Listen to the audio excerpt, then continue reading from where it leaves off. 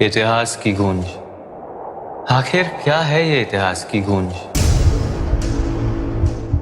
अगर ये कोई भूले बिसरे अफसाने हैं तो मैं उन अफसानों को महसूस करने आया। और अगर ये एक दौर की आखिरी सिसकी है तो मैं उस दौर को फिर से जीने आया।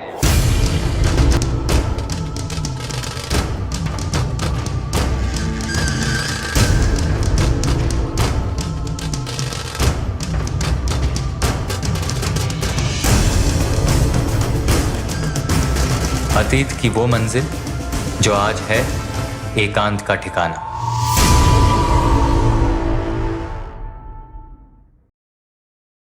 तब तक बहुत देर हो चुकी थी।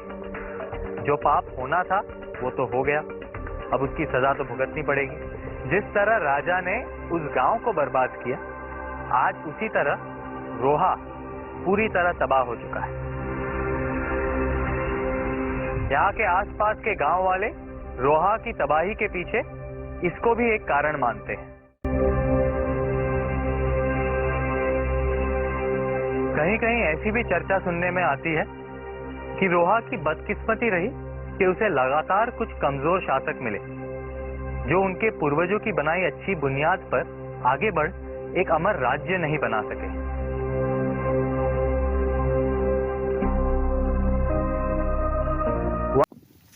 नहीं जानता हूँ। और क्या ऐसे तो राजा का नाम क्या है, यहाँ रानी भी थी एक जो समझो कि 2-3 से उसकी डिटेल दे सकते हो? इसके लिए ज्यादा से ज्यादा वो ये था, देखो ये अपना वाटर नहीं आता है, इसका दादा था उसमें। हाँ वो उधर मर गया लड़ाई में। हाँ, सतुबा। हाँ सत्तुबा। ये वाडेर है इनके पापा। हाँ ये वाटर है उसका दादा।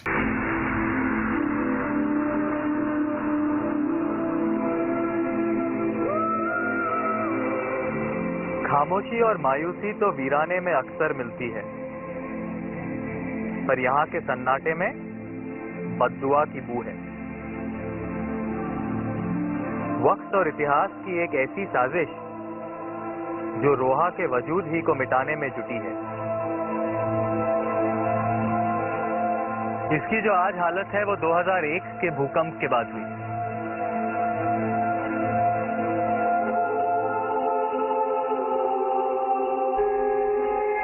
टू 2001 में जो भुज में अर्थक्वेक आया था, उसका इफेक्ट रोहा में सिर्फ इस किले पे सबसे ज्यादा था क्योंकि हाइट पे इसलिए।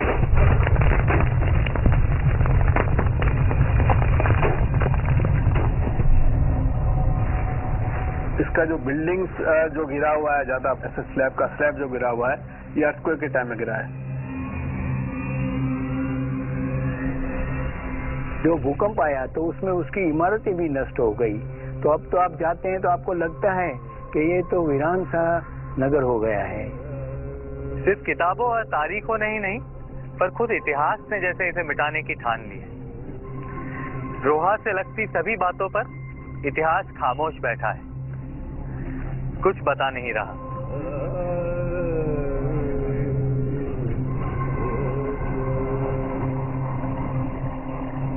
इस बात में तो कोई शक नहीं कि रोहा अब पूरी तरह खत्म हो चुका है, लेकिन इसकी बहुत सी इमारतें और दीवारें अब भी खड़ी हैं। ऐसा लगता है कि रोहा को छोड़े ज्यादा समय नहीं हुआ।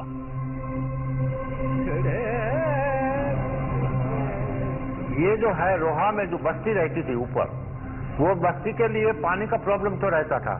ये जो नीचे आया है वो अभी बहुत लेट आया है।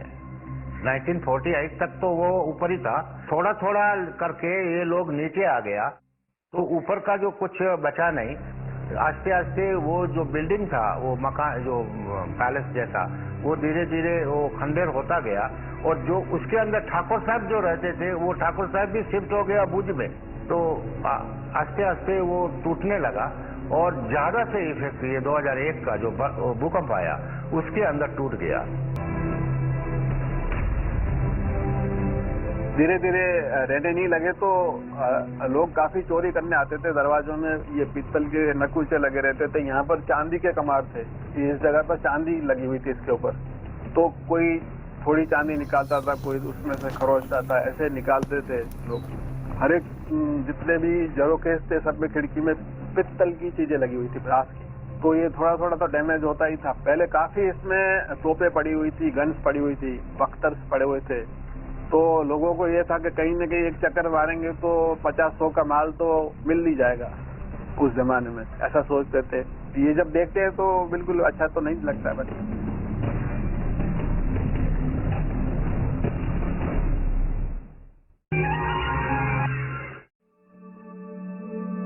रोहा का किला 16वीं सदी में बना और 1965 के आसपास वीरान हुआ। इस बीच बहुत सी ऊंचाइयां देखी है इस जगह ने।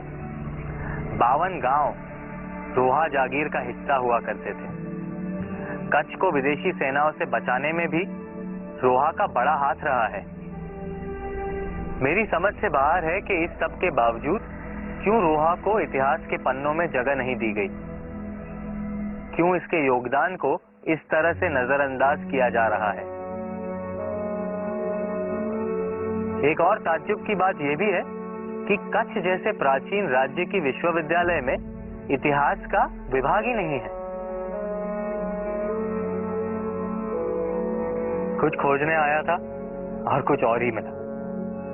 शायद उतना दिल दहला देने वाला नहीं, पर अपने आप में ही चौंका देने वाला।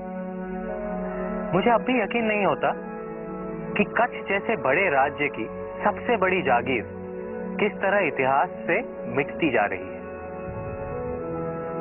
इसकी ये हालत मुझसे देखते नहीं बनती। अगर किसी बात की तसल्ली है तो सिर्फ इतनी कि इसके आखिरी वक्त से पहले इससे मुलाकात तो हो गई। मुंह जबानी यहाँ की कहानी भी सुन ली, आपको सुना दी।